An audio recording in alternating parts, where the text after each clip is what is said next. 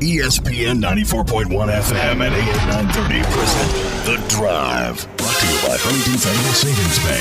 Local then, local now. Member FDIC.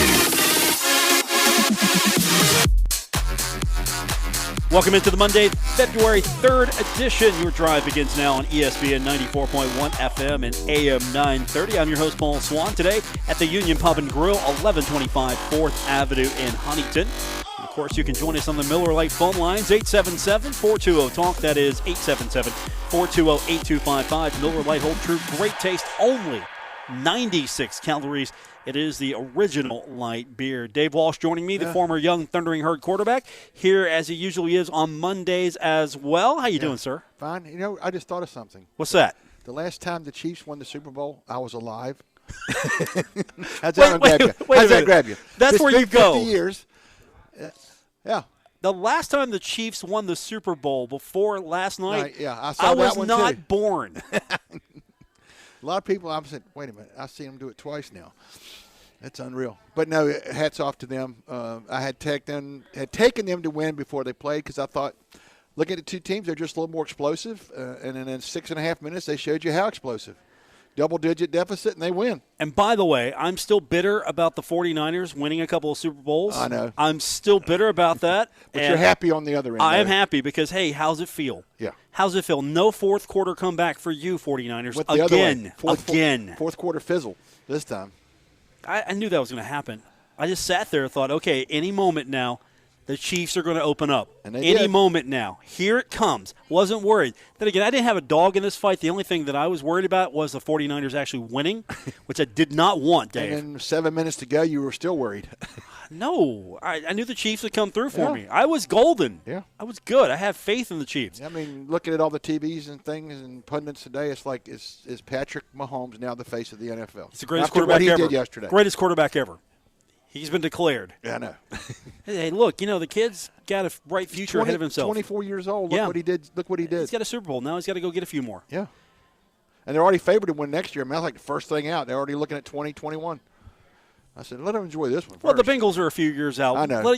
Let him get Joe Burrow in. Let him Yeah. get him. Let's get him first and get the system going for him. Yeah, the Bengals will be there. Yeah, and that's other thing is I welcome you back. You went on assignment last week. I did not divulge where you went. Thank you. I was on assignment. I said- appreciate you not I did not divulging divulge that. it, but it was, I made it through Tuesday thanks to Jason. He was really a big help, and some of the things you taught me, that was another experience. But it's as much fun as you have, you're sitting there going like, that's a long time, an hour. That's a long time as an hour. But we made it. Yeah, You taught me show prep. I had some things. I even left one out. Forgot about Tony Peterson and going to Appy where he had one of his greatest wins, and now he's going to coach against Marshall. And he's here next year, 2021. Appy's here. That's the best thing about show prep. Yeah. Is if you leave something out, Yeah. you did a good job. But I did borrow your Kobe Bryant quote from Tavion. So Yeah. that give and take. I left that. Yes. I left that. That was Hey, good stuff. Good 7-minute filler or whatever it was. And it was very moving because, as you say, it's been a week plus now, and there's still Kobe, still Kobe, still Kobe. I did watch the game. Yeah. I couldn't stay for the final quarter. Yeah. It was late. I tried my very best, but hey, look, I was tired. Yeah. I And had a long week. I was tired. How about the people that are advocating and pushing for that game to be played on Saturday? Super Bowl being played on Saturday. No Super Bowl on Saturday. No. No, because today's a national holiday, isn't it? Monday off? No. Have you met Mike Kurtner, my employer? No. Okay. He exempts you from that, or you're stuck? Yeah, let's put it this way. He's not having any of that. Okay. Today is not a national holiday. I know. There were a lot of kicking around the thought of, like, take Monday off. No, that's not happening. I think not where I'm employed. No, That's not happening. A lot of places I saw, there was a lot of cars out there today.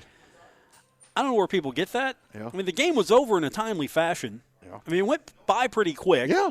And if you didn't stay up past the game and you didn't watch The Masked Singer, I watched that, by the way, Did you? Dave. I did. Okay. Little Wayne.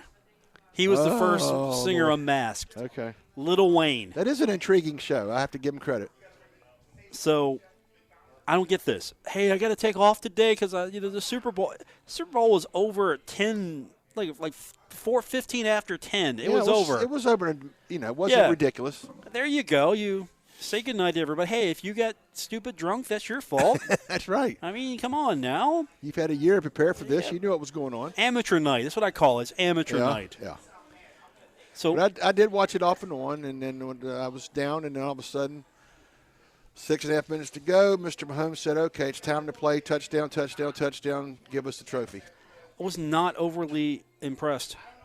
The whole game, it was like, okay. Yeah. I mean, it wasn't the best game I've ever seen. Wasn't the worst game. It was just, okay. Yeah.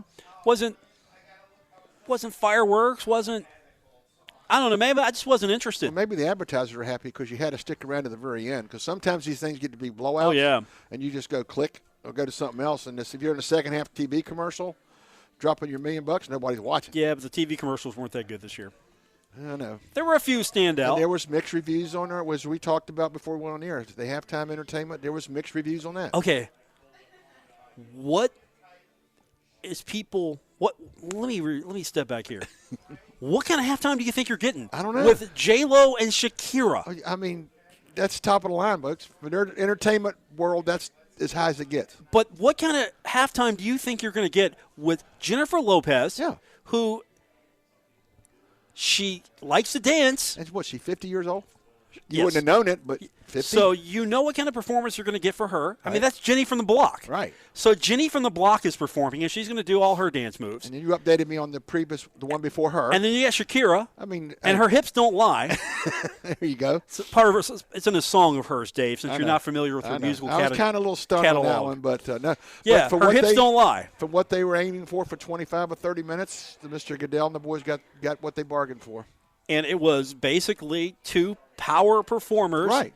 Two female power performers, and they did their thing. And honestly, it was okay. I wasn't like blown away by it. No, I thought Shakira was better than J-Lo. Hate me now if you must, but I'm putting it out there. Just telling like Shakira was better than J-Lo. Yeah. I mean, Shakira was rocking the guitar at one point. She was hitting the drums at one point. Then they passing her through the crowd. Yeah.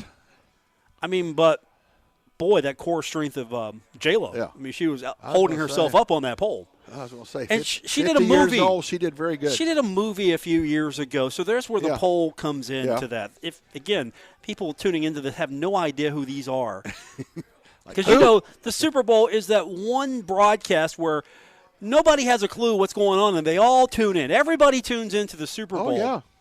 So you haven't watched football all year long, and you tune in. Where's Tom Brady? No, he's not playing this year. Tom Brady was in a suit, pre-game suit. One of the quarterbacks. He was being honored on the field for being one of the greatest ever. Yeah. Sorry, Tom, you're not in your uniform today, though. You just got to wear a red coat. I'm I'm sure he was hurting a little bit, but that's the way it goes. You remember when halftime was up with people? Yeah. Oh, it was terrible. How about the 32 kids running out and the kid bringing the ball out each half, game ball and the second half? Yeah. I thought that was neat. That was neat. One for each jersey, for each city, and then the guy runs out and hands him the ball, and people got into it. It was a good Super Bowl. A little different fine. thing, It was fine. Nothing. I'm sitting here. Yeah, I've seen enough of them. I haven't been wowed by one in a long time. I hate to say this. I have seen 1 through 54. You've seen more than I have. Live. Like we mentioned early on. Hey, remember, dude, early on, they were on 2 networks. And I think the first Super Bowl ticket I saw at one time was like $10 or $12. Yeah. And Lord knows what they went for yesterday. All I know is Hank Stram's that guy I see on NFL NFL Network and NFL Films. Something tossed trap, and they got him forward, and they scored, and I see. He's that guy dressed in a suit on the sidelines. And playing at Tulane Stadium in New Orleans. It's New Orleans, though. Yeah. I guess Marshall knows about that, but they were there. It's New Orleans. New Orleans, okay. Yeah, New Orleans. Nolans. Wonder where they're going next year. I didn't forgot to look. I didn't look either. You know why? Because I can't afford to go. So no, I mean, what does it matter? I'm just going to watch it on TV. Yeah. So we're here today at the Union Pub and Grill, by the way. I don't know if you knew that. Yeah. If you didn't, you know now. And every Monday, not Sunday because, boy, they would have gone broke. Monday, $1.50 bottles, $2 call shots every Monday here at the Union Pub and Grill. All right, we got to get down to the nitty-gritty here. We got to get to the meat of this thing because we have Marshall basketball splitting the series on the road. Mm-hmm. Back at it, they've got, I think, a winnable game and a big challenge. Right. I agree there. To be fair. And then they got to go on the road.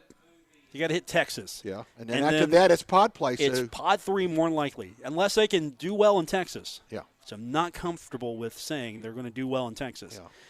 And I think they'll beat Southern Miss. Yeah. Louisiana Tech. That's a ball. It's going to be tough. It's going to be tough. It's going to be very tough. And then you got to go way out west.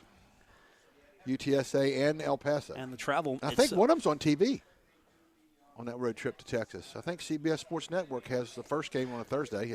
For those that stay up. I like you say that. Hey, look, it's going to be on TV. You mean TV. TV and what network we can find. Well, you can find any network, but one I can find. It's going to be on old people TV is what you're telling me. There you go. Yep.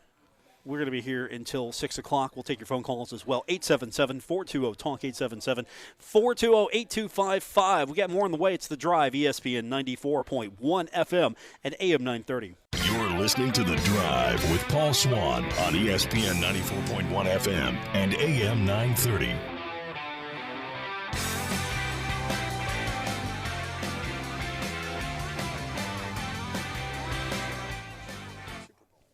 Welcome back to the Monday edition. It's The Drive, ESPN 94.1 FM and AM 930. Come on, Dave, get your hips. I am back from the Coke run.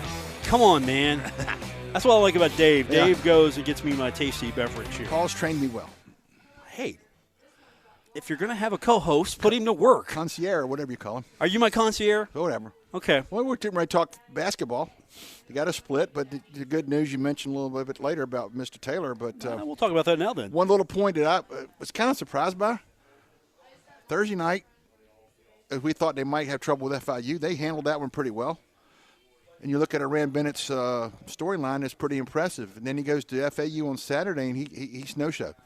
Foul trouble, 2 points in Lexington, and they get hammered, and that's kind of like been a thing of late. He stays around, shows around, so whatever. Marshall's hard to beat, but when he disappears, it's I don't know what goes on. Mr. Taylor had a big game, but he can't do it all by himself. Well, you got to go out there and play and not get into foul trouble. Right. But when teams focus on you and get you out of the game, yeah, you do draw a crowd. You got to answer that though. Right. You're going to get that everywhere you go, so you got to answer that. Game 20s in the high 20s now. They got to have something in the works. But I mean, this just happened, and Danny's staying patient. But it's just getting to be a thing where, I don't want to say as a Rand goes, they go, but it gives you that impression sometimes. Andy Taylor. He is Freshman of the Week in Yes. Conference USA. On the road, averaged 19.5 points, 3.5 assists, 3.5 rebounds, and 3.5 steals per game on the Florida swing. He also shot 46.4% from the field, including 7 of 17 from behind the arc. He had 14 points in that win against FIU with 4 steals, 3 rebounds, 5 assists. And 25 points at Florida Atlantic. Yeah. So, hey, you get to be Freshman of the Week. So this is the second time that he has been able to do that.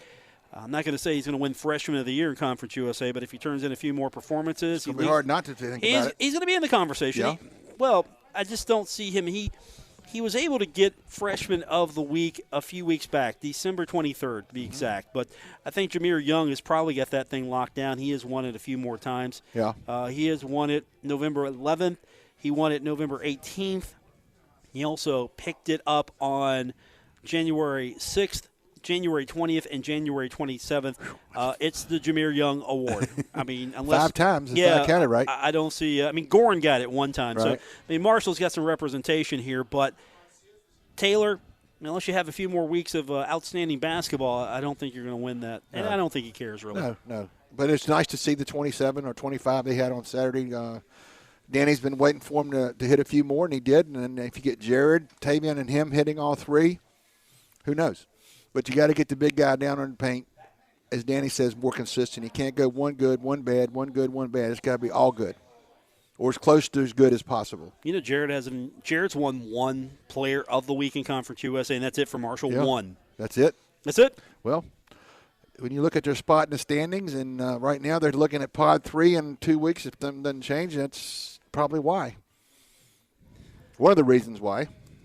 Can you imagine? You go from winning the conference tournament to Pod going 3. into CUSA, not winning the tournament. You got to go to the CIT, and then now you're in a situation where you might be in the bottom pod, and you could find your way out of the playoff. Yeah. Of the tournament. You could find your way out of this if you don't start picking up some wins real quick. Yeah. And that's just baffling. I knew Marshall would be down, but not this down. There would be, the new cast of characters would have to find their way, but, still searching. A high, then a couple lows, another high, another couple lows. The one thing he's looking for doesn't show up enough on a consistent basis. That when you look at some of the higher ranked teams in the country or mid-majors, whatever, the team that we saw in August or November, December is the team you're seeing now. A little bit better, but from where they started to where they are now. And remember, Danny was promising this team would be better towards the end than they are at the moment. Well, That was a few weeks ago. Yeah. Are they really better now than they were a few weeks ago? It's hard to say. If they hit on all cylinders, I think they've shown that. But when one missing part disappears, like if the inside game's gone, you cannot really afford for an outside guy to have an off night shooting because it's just asking for more trouble. So the pieces have to show up, all of them. I mean, the turnovers I don't think have been as great as lately. I mean, they cut down a little bit, but inside play from the big boys, Rand and his backups have got to be on a more consistent basis. 18 to 20 points a game between the two of them. That's what Danny needs. Not 8 and 10 fouls. That doesn't work. No. And you look at that game against FIU, you thought to yourselves, okay, this is pretty good. And then it just flips completely, and then you lose 91-73. Now, there were some moments where Marshall had an opportunity to make it competitive and make a run, but unfortunately Marshall was unable to do so. Yeah. I mean, Marshall led by 2, and then FIU at one point led by 20.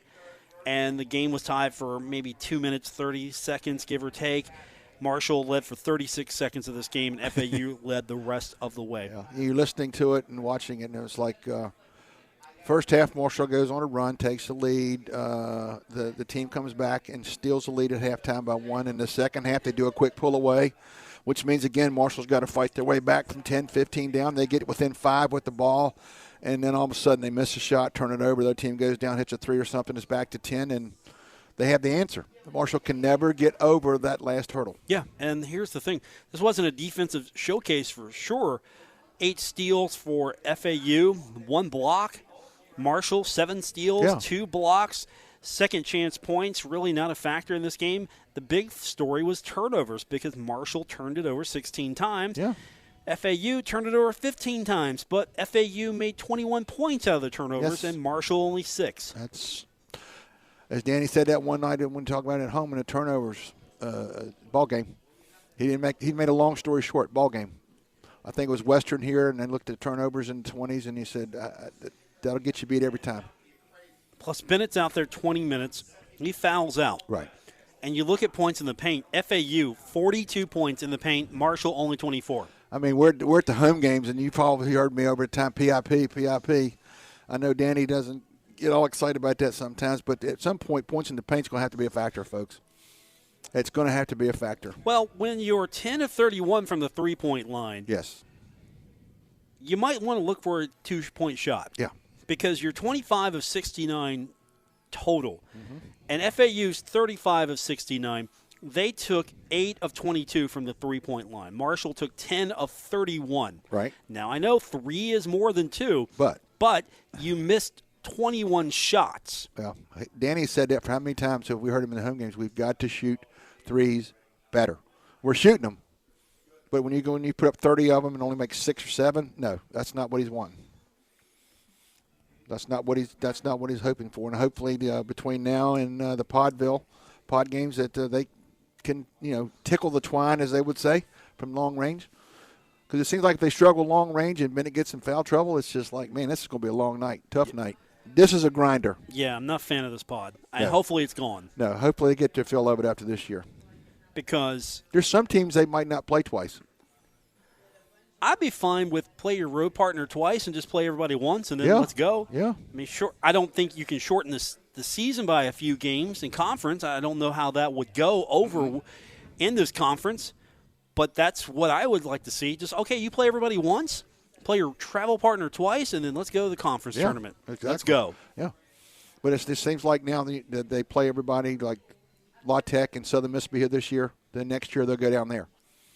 There'll be some teams they play home and home, and the rest of them will be a one-shot deal. Yeah, and I'm okay with that. Yeah. Because right now in the standings, Marshall's 4-6, Southern Miss is 3-7, Rice is 2-8, Middle's 2-8. So here's the thing: Rice and Middle I don't know if they're going to be able to play their way out of elimination. Right. Because they're 2-8 in conference, each of them. Southern Miss could play itself into Pod 2. Marshall could play itself into Pod 2 or keep itself in Pod 3 right now. Because if Marshall wins, say, the next 4 games, that would make them 8-6. I think 8-6 is good enough to be in Pod 2. However, UTSA and UTEP also 4-6. Old Dominion's 5-5. UAB's 5-5. So really, you got to stay on pace with UTSA and UTEP right now. And you got them both head-to-head down the road on their floor. And that will help. Yeah. But at the same time, they could bury you and put you away. Yeah. They could close out the deal here. They could go up a pod, and they could make sure you go down one. And then Marshall's in Pod 3, and more than likely, Marshall will come out of Pod 3 either 11th or 12th. Yeah, well, they were picked 11th start of the year. So. And again, that just depends on if Rice picks it up here in the next few games, which I don't think they're going to. And Middle Tennessee, if they pick it up here in the next few games, which I don't think so. I mean, stranger things have happened. I mean, there's only 2-game separation here between Middle and Marshall. Yeah. I mean, Marshall's 4-6, Middle is 2-8. Right. I mean, I don't see where it's going to pick up. But here also, keep this in mind. UTEP and UTSA, they will play Middle. And then North Texas and Rice will play Middle. And so Rice and Middle, they're going to take care of themselves, but I don't see Middle beating North Texas. No. And can they beat UTSA and UTEP? And those games are in Texas. So I don't know. Yeah. I don't know what's going to happen here. Like you here. said, this is a big weekend. Southern Miss, La Tech should get maybe Thursday. Saturday's a toss-up. And then the road trip to Texas will be very telling. Yeah. Very telling. And then you've got Rice on the road this week against UAB and Middle. So, I can't tell you what's going to happen there. And then Old Dominion and Charlotte, those will be the last 2 games, so that'll pretty much knock Rice out. I think that puts Rice and knocks them out.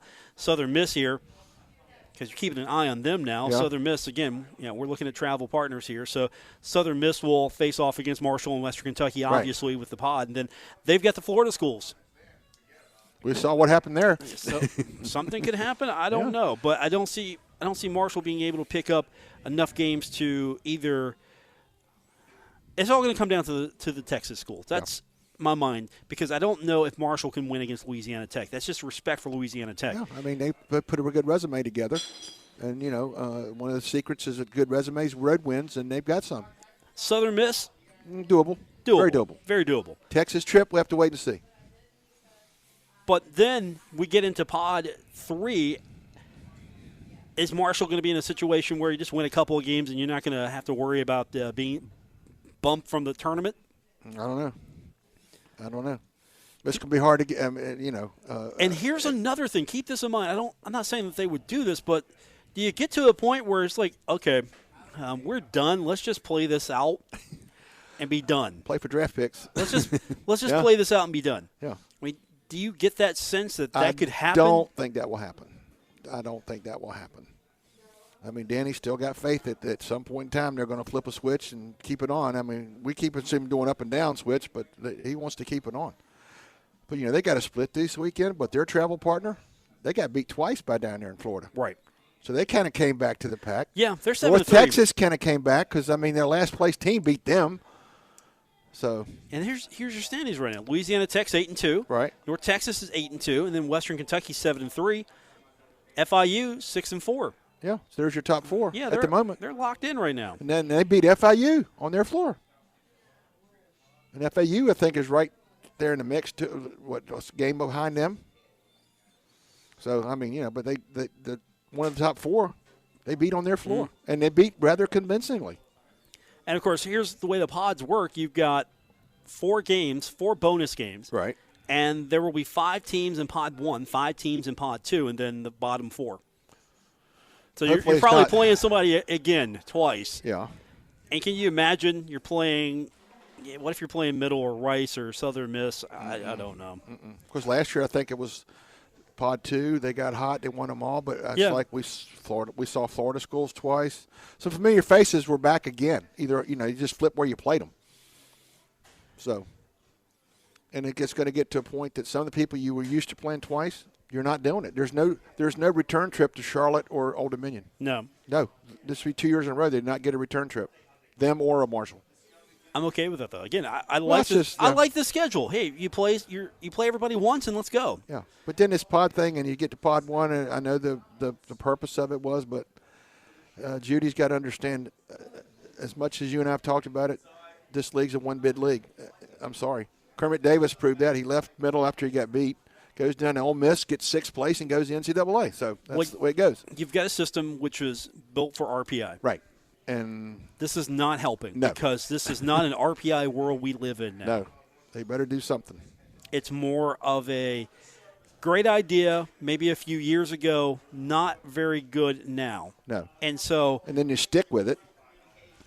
I give him a pass for doing 2 years, but I mean the net ranking, what's Marshall's net ranking right now? Oh my Lord. How down? Take a good guess. Go ahead. 225. No, you're way low. Too generous? You're way low. Oh, what is it? It is 188. It's not good. It's not terrible, but No. it's not good. Conference USA, the highest net team is Louisiana Tech at 79. They're due in Saturday. North Texas is 94. Marshall's already played them and lost. Western Kentucky's 119. They've lost twice. Old Dominion's 158. 3-2.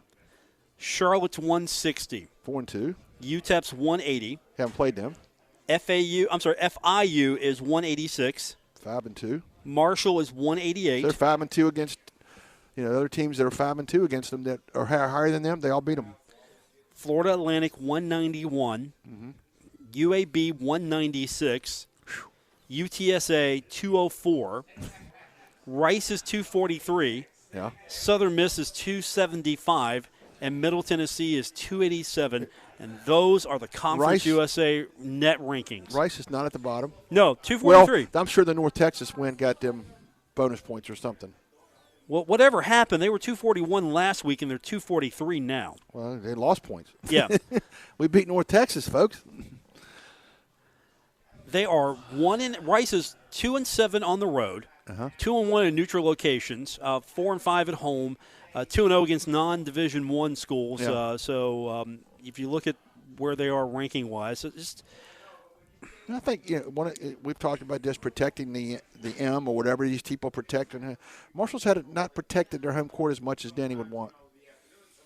North Texas comes in, Western Kentucky comes in, Charlotte comes in. They've these teams getting one in the road, and then the coaches that come in and talk going, hey, we're happy as a lark. Winning on the road's huge. And they end up walking out with one. Whether by 2 or 20, they win. That's all that matters. Unfortunately for Marshall, not enough games here. And even now, if we were talking about a high RPI team or a high net team, I could see where this is going. But, okay, so you're protecting Louisiana Tech 79 or North Texas is 94. 119 doesn't get you an at-large bid. No. 158 doesn't get you an at-large bid. 160 doesn't get you an at-large bid. So none of that's really going to help you. Mm-mm. Your season's going to come down to either 3 or 4 days in Texas in Jerry's gym. They hang a net in the middle and they play the girls on one side and the men on the other. And pod play isn't based on your RPI, your net, or anything. It's based on your conference standing. So if you have a higher net, but you fall right outside, because let's look at it here. Louisiana Tech is 8-2 in conference, right? Mm-hmm. Okay, Louisiana Tech is 79th in the the net. I get used to the RPI. North Texas is 8-2. North Texas is 9-4. Okay, so 1-2 right there. Western Kentucky is 7-3, and they're third right now, and they're 119. So so far you're in line. Then FIU at 6-4 in conference is fourth.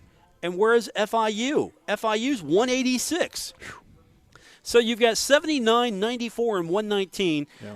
Forced to play 186, and if 186 beats them, there goes your numbers again. Yeah. And then, since there are 5 teams in pod, Florida Atlantic right now, and again, this is all going to have to sort itself out because Charlotte's right there at 6-4 as well. But as it stands, Florida Atlantic is stacked up next, and they're 6-4 in conference. And Florida Atlantic is 191. So you're not protecting your top number teams by this system. And then last year, remember, Marshall's pod 2? They won all their pod games. One of the hotter teams. All they got was 6th in the pod, in the standing. That's all. That's the best they could do. 4-0 or whatever it was in the pods, and they went to the top of the pod, and that was it. She let her play 4 days down there, and they got beat the second day. So if they get into Pod 3, they're playing for, at best, 11th place. Which means you're going to see the best teams in Conference USA. Now, you got to play them. You got to beat them. Yeah. You're going to catch a good team the first day because the real good teams are getting a double bye?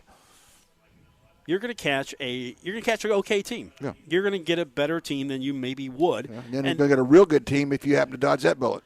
It could flip, though. I mean, they could have been in Pod 2 and then be catching a team from the bottom. I mean, it doesn't matter where they play in the tournament at this point because they're going to catch all the good teams. Yeah. Well, I noticed thumbing on, scrolling the net and stuff, a lot of bracketology stuff's out now, Joe Lenardi and all of them. A lot of people have North Texas penciled in for the Conference USA rep, and I've seen them anywhere from 12 to 14 as a seed, which is about where they are. As an automatic bid, I can see that. It's either them or Louisiana Tech. Yeah. Unless something falls apart. Yeah. Or Western Kentucky gets hot again. Yeah. Because Tech is, right now, they're 17-5 overall. North Texas is 14-9 overall. I don't know if they've got a good enough resume to get in that large, but let's just look at their schedule, just kind of see where they've got some losses here. They got a loss against Creighton. All right, 10-point loss against Creighton. They lost against Indiana, 88-75. Okay, that's They reasonable. lost to Sam Houston State, 71-68. Yeah. They lost then to UTSA, 89-73, so that's probably weighing them down a little bit. And they lost to North Texas, which is okay. That's understandable. They're another decent top team in Conference USA. But, you look at their wins, they don't really have any signature wins. Nothing that I can sit here and go, all right, this is really going to help them here because, what does a win against Samford do for you, or North Alabama, or Mississippi Valley State? That's one of those things when there's graphics and they have quality wins and losses, you're going to go quality wins is going to be blank. So then you look at North Texas. Let's just go through this exercise in its conclusion here. And North Texas, they get a win against Oklahoma Christian, and then they go on a 3-game losing streak against VCU, Arkansas, and Eastern Michigan. Mm-hmm. And then they lose to Rhode Island and Utah State and Jamaica. And then they lose to Oklahoma by 2. Right. Okay, that's not too terrible. They lose to Dayton. They lose to WKU, and then they lose to Rice most recently here. But, again, there's nothing on this resume that says, hey, wow. Look at me, the wow factor, no. So you look at the top teams in Conference USA, and you think, okay, this is a one-bid league again. Unfortunately, the old days of the Southern Conference, the MAC, and now the Conference USA, you have to get used to it. All right, we've got to hit our break. We'll come back from the Union Pub and Grill. Paul Swann and Dave Walsh with you here on ESPN 94.1 FM and AM 930.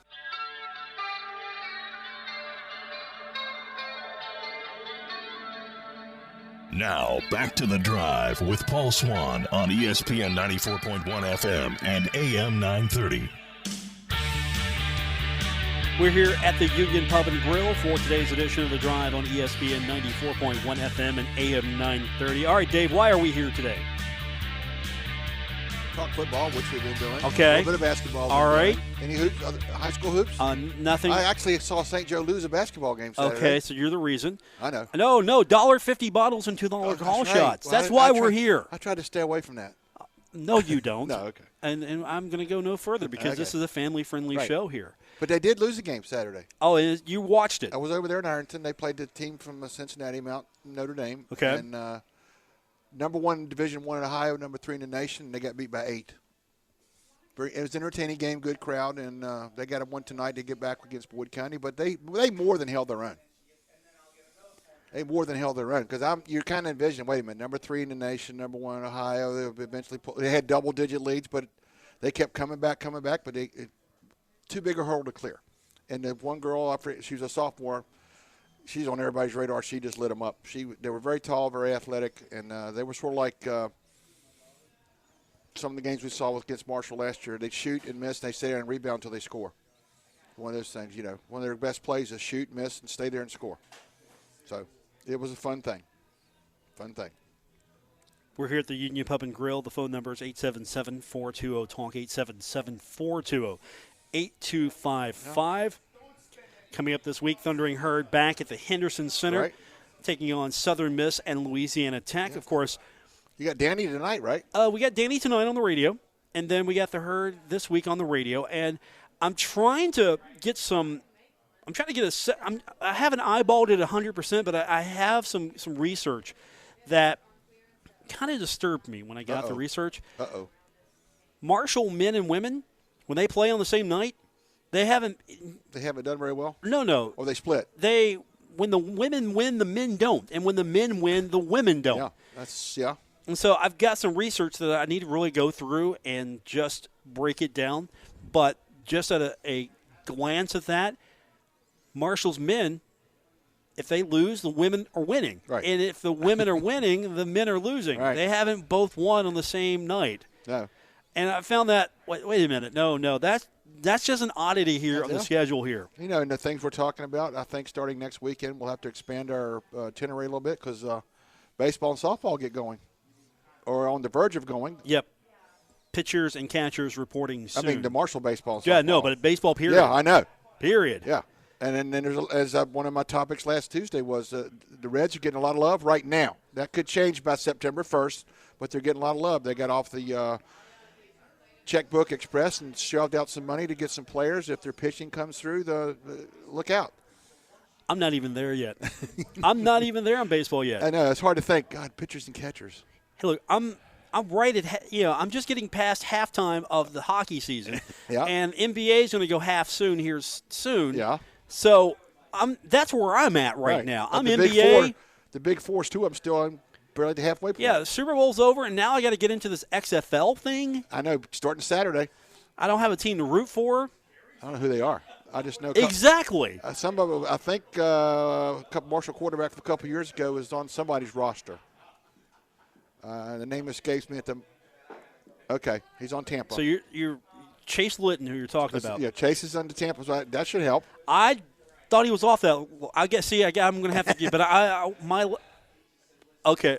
Okay. So I'm getting in Thank my you. ear. Hey, Jason Toy, thank you, Yes. because he's a Tampa guy. Right. So He's he knows gonna have the home because he crowd. knows. So Tampa's his team. Right. All right. So Chase Litton's on a roster. Right. I'm not So so is sure that that's going to be move the a reason needle. why you root for? That might be the only reason. It's somebody after the Super Bowl, you just want to shove football away because Jason's big event's coming up in less than 2 weeks. Yeah, NASCAR's coming up. And what are you going to watch on a Saturday or a Sunday? You're going to watch a race or you're going to watch a XFL game? XFL will watch cars going in circles. Hey, we have 5 days of kickoff here though for the teams here, and so you've got the Dallas Renegades. Okay. So they'll give Dallas fans something to root for. Where are they playing? That's a good question. They ain't playing at Jerry's house. I have not They're not renting investigated. Jerry's house. This is to show you how much that I've really put into this. Yeah. I know there are several teams here: Dallas Renegades, Right. DC Defenders, the Houston Roughnecks, the LA Wildcats, the New York Guardians, the St. Louis Battlehawks. Whoa. The Seattle Dragons. Okay, that's not a bad name. And the Tampa Bay Vipers. That's the Jason Toy team. Tampa Bay Vipers. What if these 8 people had contests to name their team? I'm looking at the Vipers helmet. Looks pretty generic. It's like it's a green and maybe an orange V in the shape of a V with fangs. Okay, the Houston Roughnecks looks like a generic Houston Oilers type helmet. Yeah. Okay, let's see. You want to look at the Battlehawks logo? Let's look at that. Okay. How'd that turn out? The Battlehawks. It looks like a futuristic Philadelphia Eagles helmet. The New York Guardians is terrible looking. It's like a futuristic Panthers or Jaguars looking beast. That's terrible. That's terrible. Yeah. And just wonder who's playing because that's the thing. You have 53-man rosters, right, for 32 teams. That's a lot of bodies, and now you're going to have 8 more rosters to fill. And it's like, who's going to do it? And the Dallas Renegades, their logo is like a cowboy with red eyes and a mask. Yeah. Okay, I'm not feeling that one either. And they got some weird rules they're going to try. I mean, I'm okay with it. I'll watch it, but again, I watched a little bit of last year's attempt at pro football, and didn't work. I watched for a week. No. I was not interested. Okay, let's. You weren't the only one because they pulled the plug real quick. Yeah, I mean, I give the XFL credit. They put together a war chest, so they say. All right, the Seattle Dragons. It's cool. It's sort of it's a dragon. I mean, you can't really mess that up. Yeah. Not too much anyway. Let's see. I guess I want to see what the DC Defenders look like here. Yeah. Let me look at this one. This is not the league. Okay, that looks really generic. It looks like a couple of lightning bolts in a cross. This is not the commissioner. It's Mr. Luck, Oliver Luck. Oliver Luck, yeah. And I'm sorry. These logos and team names do not inspire. But then again, how hard is it to find a good name for your sports team? They're all taken. I know. They're all taken. Yes. And you think all the TV stuff, and they've got a decent TV contract. You know, Major League Soccer's got it right. They have the most generic name of all time, like FC Cincinnati, Football Club Cincinnati. Right. Okay. And it still drew 6 people, or whatever. So hey, Columbus almost left, but they kept them. Yeah, you get the Columbus Crew, but still, I mean, most of these teams in Major League Soccer are going with the European model. Yeah. Hey, FC. Yeah, there you go. Okay. SC, Sporting Club of. Yeah, they don't have mascots or anything like that. All right, we're going to take our final break, come back, wrap it up. Dave Walsh, Paul Swann with you here at the Union Pub and Grill on ESPN 94.1 FM and AM 930.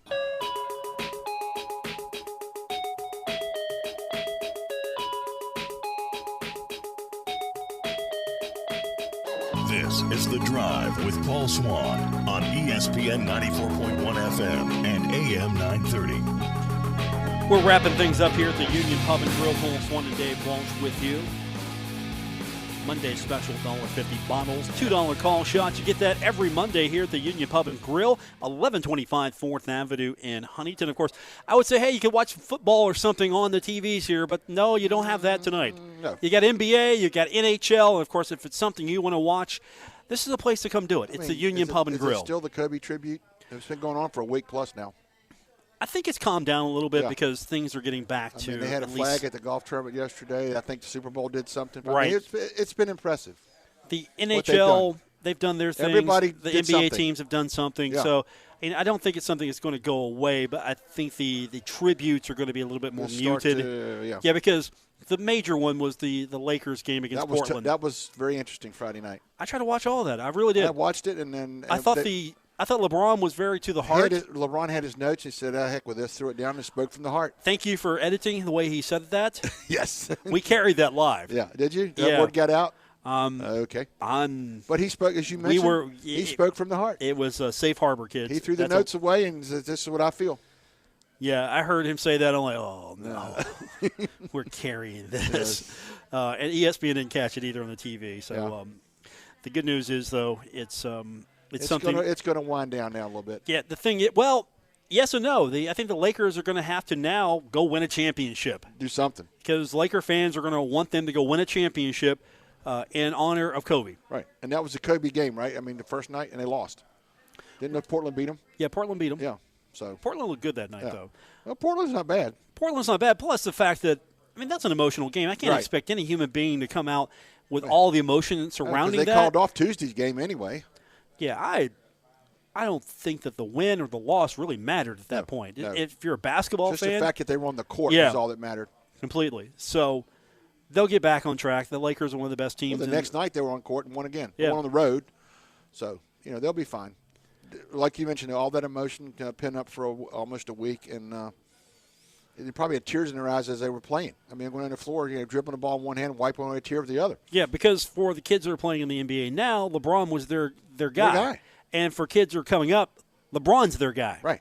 And for me, Wayne Gretzky, the hockey side of things, I explained to him, hey, this was my LeBron. Yeah. In terms that people can understand. Yeah. Yeah. There's always that one player for a lot of people who watch hockey, Ovechkin's their guy, or Sidney Crosby's their guy. And before that, it was Mario Lemieux and a few others. Right. And it just depends on what sport. But now you're going to see the next generation. They're going to be, of course, coming in the footsteps of LeBron, and he knows that. And as he was coming in the footsteps of Kobe. LeBron's late 30s, mid-30s now. It's hard to imagine that not that long ago he's Akron, St. Vincent, St. Mary on his tour. Now he's in his late 30s. Unbelievable. We got a full slate of games tonight on the NHL schedule and the NBA schedule. And, of course, NBA, NHL, anything you want to watch, you can watch here at the Union Pub and Grill. I won't run down all the games, maybe a couple of games of interest. You've got Washington, Golden State. That should be an interesting game tonight on the college basketball side. North Carolina, FSU tonight. NHL side, it doesn't matter because I'm watching the Rangers take on That's what I Dallas. figured. That's You're it. the Ranger man. Hey, the Rangers playing tonight. Yeah, That's all you need to know. All that matters. Philadelphia and Detroit. Hey, you know what? Maybe we can get the NHL to schedule Calgary and Edmonton every weekend. There you go. You see the fight?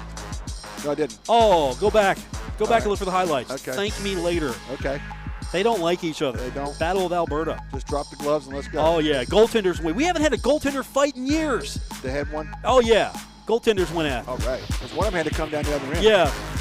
Yeah, I think it was Edmonton's goaltender just like basically sitting there like, I'm messing with this. And then Calgary came after him. Yeah. All right, that's going to do it for this edition. For our producer, Jason Toy, we appreciate him as always. For Dave Walsh and Paul Swann, thanks for tuning in. We'll talk to you tomorrow. WRBC Huntington, W227BS Huntington, your flagship home of the Marshall Thundering Herd and The Drive with Paul Swann, ESPN 94.1 FM and AM 930.